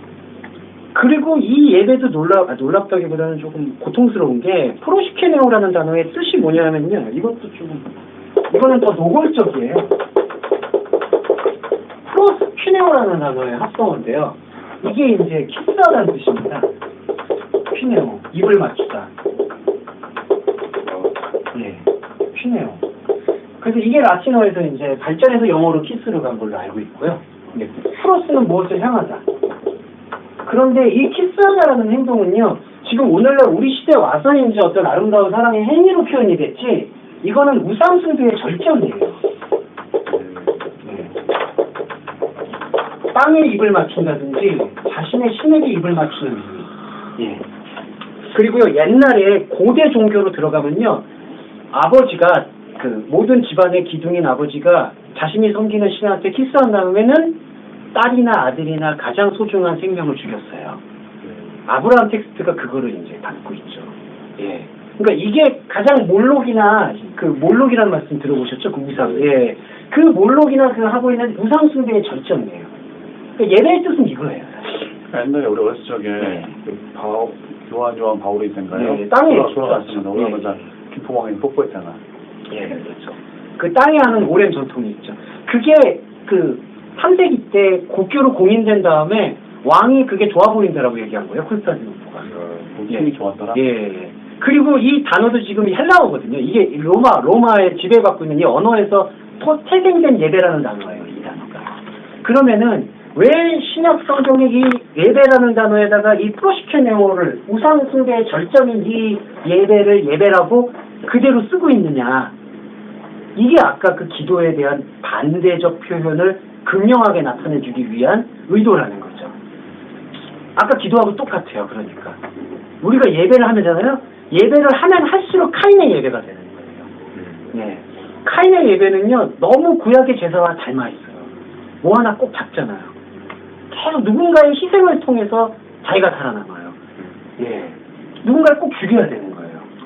그게 짐승으로 비유가 됐죠. 근데 아시겠지만 구약의 언어 중에서 짐승은 사람하고 거의 비슷한 단어예요.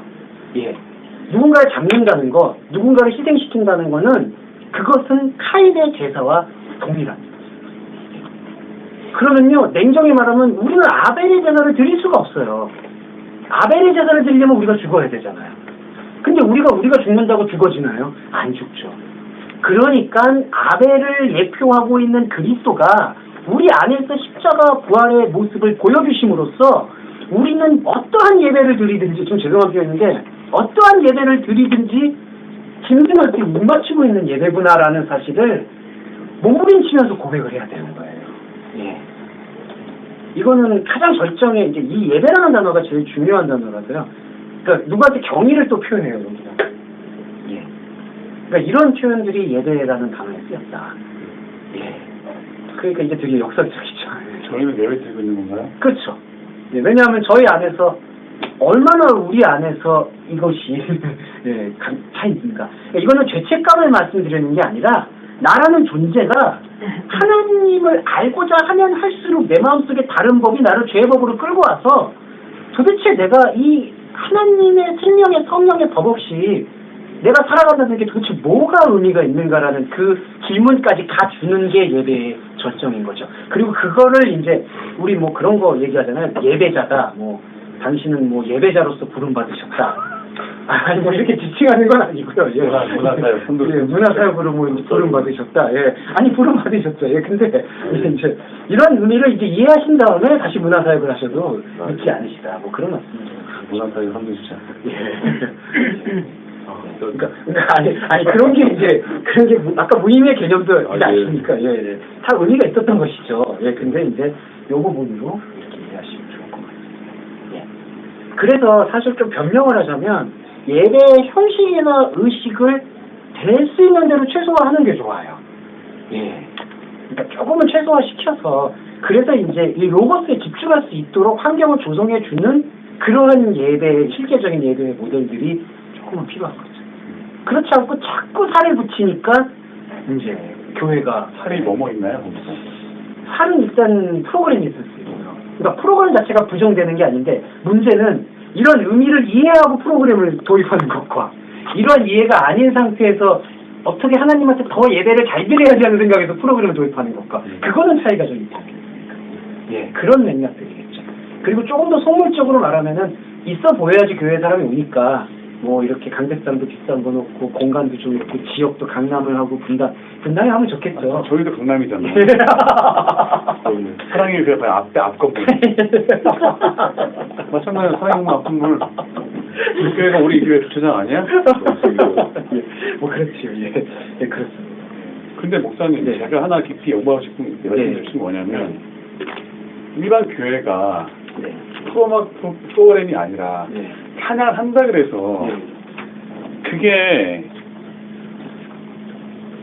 고구마가 진리다 안 진리다 그거 따질 수 있는 거 아니에요? 아니죠. 그렇잖아요. 그러니까 이게 잘못됐다 아니 이런 맥락이 아니죠. 예. 그러면 올바른 말씀이란 건 딱 건물 앞에 두고 말씀 시작합시다. 이 형태도 또한 그렇죠. 그거 정답이라고 할 수 없죠. 그렇죠. 근데 내 말은 뭐냐면 말씀을 통해 진리를 품고 있는 사람들은 예. 어떠한 곳에 가서도 예. 진리는 우리가 들을 수 있고 버릴 건 흘려버릴 수 있는 거잖아요. 그렇죠. 어디서도 고기도 먹을 수 있는 거고 사실 거기서 또 그걸 그러면 예. 예배라는 게 네. 예배당에서 드린 예배지만 예. 형식이 탈피고 비형 탈패다. 예. 내가 말하는 말씀을 들기 위해서 만들어 놓은 것도 하나의 형식일 수 있는 거고. 네. 그렇잖아요. 그렇죠. 내가 나랑 경우가 있는데 생각이 틀리잖아요. 네. 하여튼 똑같은 진리를 품고 있거든요. 하지만 우리 인간 생각 같은 자체 내구적으로 틀리니까 네. 이 친구가 예를 들어서 이 친구가 가진 생각은 네. 아 교회 이런 거 말씀만 해야 되지 않겠습니까? 내 입장에서는 말씀하기 전에 뭐 그냥 찬양 한두 번 해도 괜찮지 않습니까? 네. 근데 어느 분 형제님께서는 야 찬양하는 건 진리가 아니잖아. 아이 그거는 근데 그렇게 접근하고. 근데 그게 근데 만약에 그러면 내 입장은 그거야. 목사님한테 배운 대로는 그때 말씀이 중요하고 이런 분위기에서 요 형태가 좋아. 여기 기타도 할 필요 없지. 하지만 굳이 다른 사람이 찬양하고 싶다는데 네. 찬양하고 원하는데 내가 복음 가진 사람이었어. 걔한테 가서 찬양 그 복음이 진리가 아니란다. 이건 아니잖아. 그렇죠. 그렇게 얘기하면. 그래 그렇게? 그래 근데 거기서 예수님 만나서 하나님 파편이 되게 만들어줄 수도 있는 거잖아요. 그렇죠. 예. 그런 방법론들은 다 생각해야죠. 그렇죠. 예, 그럼. 근데 너무나 이제 때로는 경직 때문에 느끼는 게 복음은 진리는 이런 거야. 복음이 이런 거야. 왜 간소화 됐어? 복음 갖고 있는 사람 있잖아요. 간소화 되든 간소화 안 되든 네. 우리가 다 어우러서 가질 수 있는 것 또한 있다고 생각해요. 그렇잖아요. 뭐 하나님 말씀 주고서 꼭 순교 당해야 돼. 목사님 순교 가시죠? 아니잖아요. 예. 순교자만 예수 믿는 거야? 예. 뭘 크게 치서야 예수 믿는 거 아니잖아. 근데 이제 그한 가지 숙제는 그 심플하의 과정은 이제 한번 리뉴얼링이 돼야 될 필요는 있다는 거죠. 그러니까 이제 팀장님 마음의 뜻이 분명하고 그거는 제가 다 공감을 하는데 일단 이제 만약에 타성에 젖어 있었던 그런 부분 속에서 나는 그래도 이걸 하고 싶다라는 것을 어디까지 존중하는 게 이제 바람직할까에 대한 고민들을 이제 해야 될 필요들. 그 지금 제가 말씀드리고자 하는 취지는 그런 부분이에요. 그러니까 만약에 여기서 A라는 사람이 본 적은 좀 안 있었어요. 우리 교회는 이렇습니다. 우리 교회는 이렇습니다. 설명을 해요. 근데 그 설명보다 그냥 기본적으로 저는 이거죠.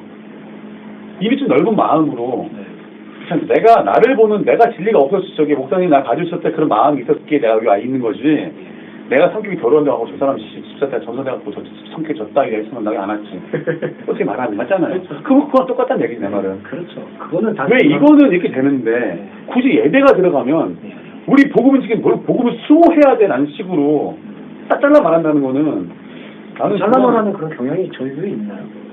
뭐 저희 교회 경향이 있을 수도 있고 없을 수도 있고 앞으로도 있고 많이 부정하지 않잖아요. 그렇죠. 예, 있을 수도 그냥 있을 수도 있고 없죠. 그 앞으로도 떠나서 있을 수도 있고. 근데 나는 그렇게 생각을 해요. 이 생각 패러다임 바꿀게. 말씀을 이치적으로 보는데 우리가 우리 생활 속에서 내가 이 친구를 이치지 보려고 노력하지 않더라고. 그렇죠. 그거는 또 내가 순정이를 있겠죠. 예. 내가 보고 싶은 만큼 보는 게 아니라 하나님 순정이 바라보는 만큼 내가 뺑 돌아서 봐줘야 되는데 맞아요. 그거는 솔직히 말하면 난 부족하다고 생각해. 그것 또한 하나의 진리잖아요. 맞아, 말씀드려서 우리가 뭐 100%에 대한 게 그건 아니지만 네. 그러니까 때로는 그거에 대해서 나는 찬양 없어도 돼. 내가 뭐 찬양 좋아하지도 않고. 하지만 만약에 어떤 사람이 문 열고 들어왔을 적에 아유 그래도 찬양 하고 싶으세요? 찬양하십시오. 이 정도의 도량은 갖춰야 되지 않을까라는. 당연히 있어요. 안 돼? 좀 차가. 뭐 하면 들어가? 반대했으면 지금 반대했으면 근데 그런 유들이나 그 유들이라고 예, 그럼 그런 유들이라는 성질만큼 시선이 좀 많이 좀 이렇게 좀 넓어야 되지 않을까. 나는 생각을 좀 해요. 문화사회 그런 건 솔직히 반대야. 근데 우리가 만약 우리 목사님 어떤 목사님에 따라 취향이 다를 수 있겠지만 우리 목사님을 로고서 말씀을 통해서 하나님 주신 거를 이어가려고 하고 진리를 보여주고 해. 그걸 여기 바닥에 들어와 있으면 나는 그 들어와 있는 순서가 먼저이라는 거지. 들어와 있는데 계속 이게 순서라고 고심을 하지 말자고. 사담을 엮지 말잔 말이야. 에이즈 걸린 사람이 올 수 있고 암 걸린 사람이 올 수 있어. 우리 교회 목사님은 암만 치료해. 이건 아니잖아. 그 말씀에 대해서는 굉장히 응용을 말씀에 대해서 생각을 일치 보는데 목사님 말씀 보시니까 에이즈 환자를 돌로 난 옛날 같은 에이즈 환자 상담도 안 했거든. 그래요? 요새는 지나가면 내가 욕은 안 해. 그것까지 했단 말이야. 그게 뭐냐면 내가 이걸 입체적으로 봐야 되는 걸 생각한다고. 그럼 그것 또한 우리가 모든 걸 사물을 입체를 볼 수 있도록 해야 될 거 아니냐. 그치? 이게 이게 아니라 하더라도 그냥 훌쩍 봐주시다 하더라도 이렇게 소소한 게 필요하지 않을까라는 거는 그건 공감합니다. 당연히. 이거 좀 너무 좋더라. 솔직히 그거는 쉽지 않은 거야. 왜 그러냐면 기존에 익숙해져 있는 것들이 너무 많으니까 그런 것들을 그게 말씀의 타성이라는 거야. 만약 목사님이 만약에 옛날 생각 계속 누구 주셨다면 근데 목사님 배운단 말을 쓰거든. 아, 배워야지. 사람이 모르는 거 배우고 알게 되는 거잖아. 내가 널 모르면, 집사님 모르면 내가 알고 있는 거 내 영역 안에서 두 분을 집어넣어야 되는데 내가 두 분을 알려고 하면 더 쉬워지는 거야. 그거는. 그게 나는 거야. 아, 도움이 좀 있으니까 내가 넉넉함이 생기면서 아유, 저 사람 밥도 내가 좀 먹을 수 있지. 이 사람 밥도 내가 좀 먹을 수 있지. 나는 딱 만져줄 수 있지. 이게 곧 내가 느낄 수 있는 그 사람한테 내 애정이지. 우리 교회는 이렇다라고 하기에는 좀 너무 엄청 많다는 얘기지, 그치 말해서. 네, 저도 동일하게 생각하고 있어요. 동일하게 생각하기 너무 빨리 주지 마. 시간이 더 필요해, 너는. 그래서 기도보다도 이 예배라는 단어에는 사실은 오히려 더 부정적인 경향이 많이 담겨 있어요. 예, 그러니까 예배를 우리가 드린다라고 했을 때는 오히려 더 사실은 감정적인 고향을 얻고 돌아간다기보다는, 그리고 정말 죄송한데 주일날 와가지고 뭐 위로를 받고 갈 생각은 안 하시는 게 좋다 이제. 예, 그러니까 그 어떤 동기부여를 이제 자기 안에서 일으키는 거죠. 좀 팀장님 말씀처럼 입체적으로 이제 사는 거죠. 그건 중요한 거고요. 근데 그런 것들이 우리한테 진짜 입체적으로 들어오려면은 지금 우리의 바탕이 이 퀴네오가 떨어져 나가는 그 예배적 행위가 딱 우리한테 적정으로 와줘야지 우리가 삶에 대해서도 나를 객관적으로 보게 되고 풍요롭게 볼 수가 있게 되는 거죠. 예. 순서가 그거는 예. 확실한 것 같아요. 그 부분으로 이제 그게 먼저 서야지 가능할 수 있는 부분인 거니까. 프로시큐네오를 실천하면 이렇게 되는 것 같습니다. 예. 이거를 한번 말씀에 대해서 말씀으로 한번 보시면서 이제 정리를 좀 해보겠습니다. 요한복음에서 이 예배에 대한 원리는 자세하게 나와 있는 것 같아요. 네. 요한복음 4장 22절에서부터 보시면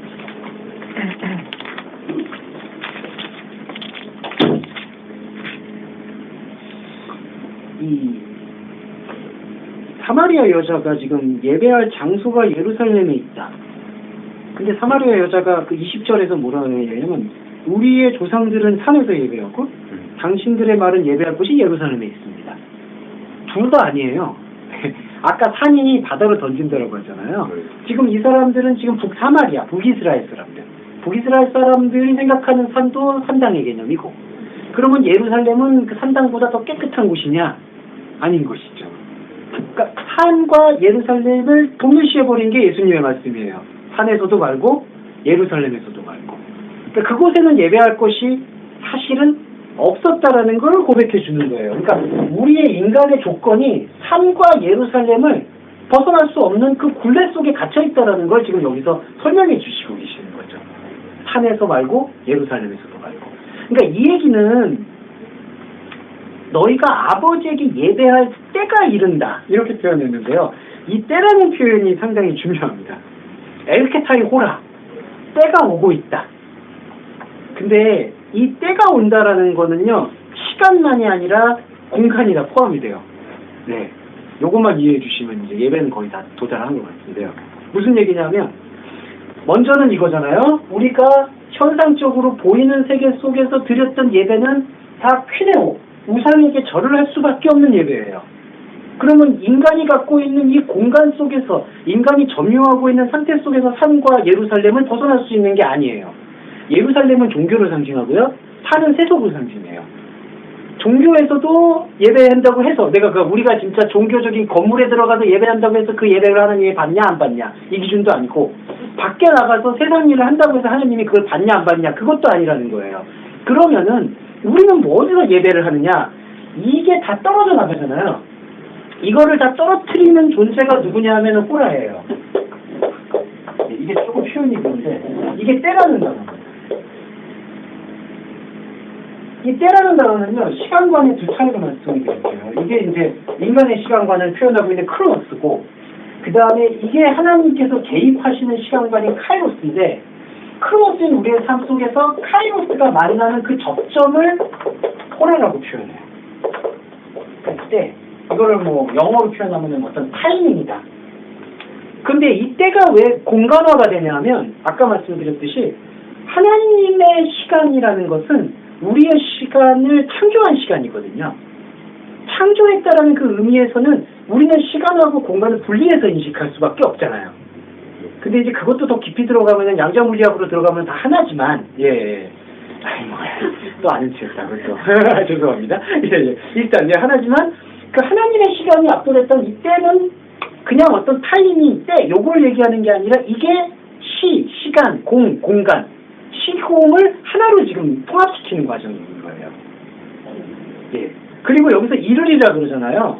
이거는 미래적 예표가 되잖아요. 근데 헬라어에서 말하고 있는 이 때가 이르린다는 건 현재형이 쓰였는데요. 에르쿠마이, 오고 있다. 이거는 영어도 좀 아쉬워요. 영어도 커밍이 쓰였는데, 근데 이거는 약간 헬라어가 차이가 있는 게, 오고 있다라는 거는, 이건 보시면 아직 안 왔다는 얘기가 조금 느껴지잖아요. 그러니까 남자친구가 아니면 아버지가 오고 있다.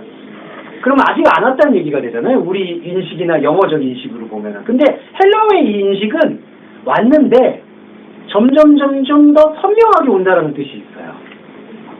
예. 그러니까 때는 왔어요. 때는 있고, 그리고 이게 오고 있다라는 것은 이미 와 계신데, 그러니까 하나님이 이미 와 계신데 계속 또 오고 있는 거. 와 있는데도 와 있는 거. 더 점점 성령 오는 거. 좀 시적 표현을 드리면 죄송하지만 우리는 이미 그분을 사랑하는데 그 사랑이 우리 안에서 점점 더 커진다는 게 때가 오고 있다. 예.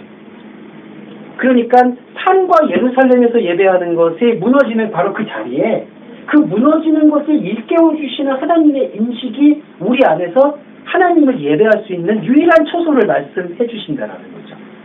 그리고 그 유일한 초소가 예배되어지는 것이 24절에서 하나님은 푸니마 영이시니 예배하는 자 영과 진리 안에서 예배한다.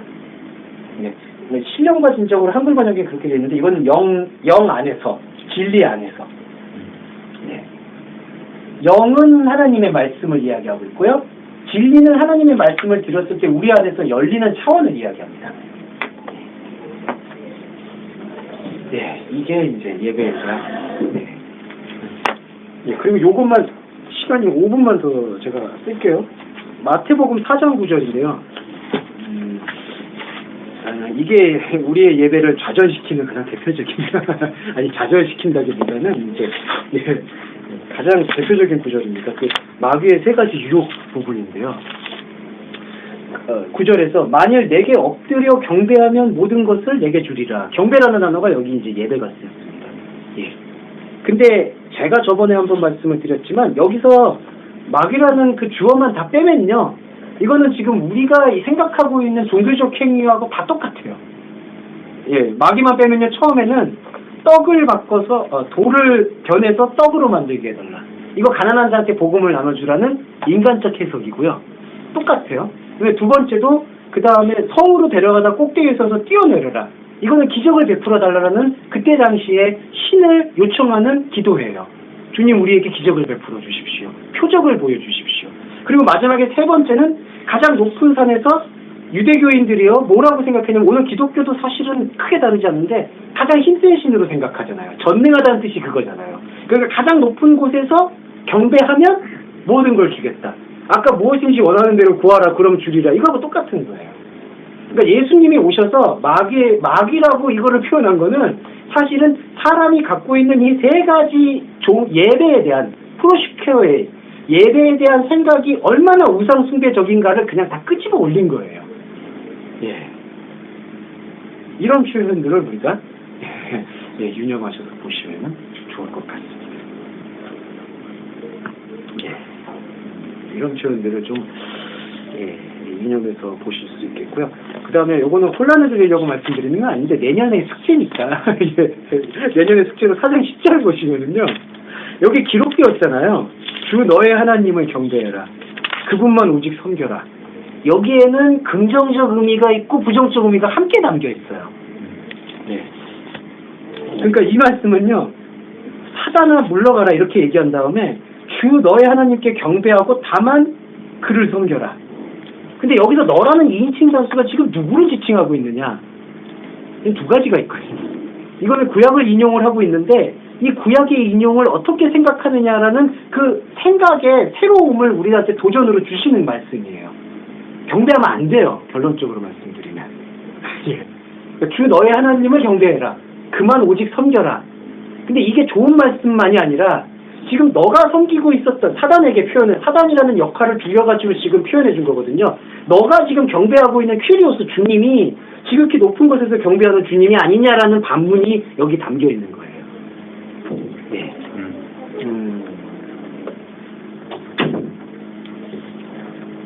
네.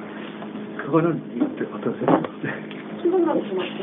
네. 누가 경배하는 그러니까 지금 기록이 이렇게 되었다. 기록되었을 때 주 너의 하나님께 경배하고 다만 그를 섬겨라. 그러니까 예수님 자신이 나는 하나님만 경배하고 그를 섬기니까 사단아 너의 예배를 받을 수가 없다. 이런 뜻만이 아니라 사단으로 대표되고 있는 인간 안에 있는 하나님처럼 되고자 하는 욕망은 지금 구약의 가르침을 이렇게 받아들이고 있다라는 것에 대한 반어법적 표현이라는 거죠. 이해되세요? 예.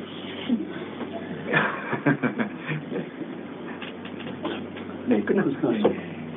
예, 이렇게 좀 석연치 않게 뒷맛을 남긴 것 같아서 죄송하긴 하지만 뭐 이렇게 해야지 더 오실까봐 죄송합니다. 약간의 여우. 야. 예, 제가 요즘 스킬이 너무 이제 부흥에 너무 집착하시는 거 아니세요? 필수하시고.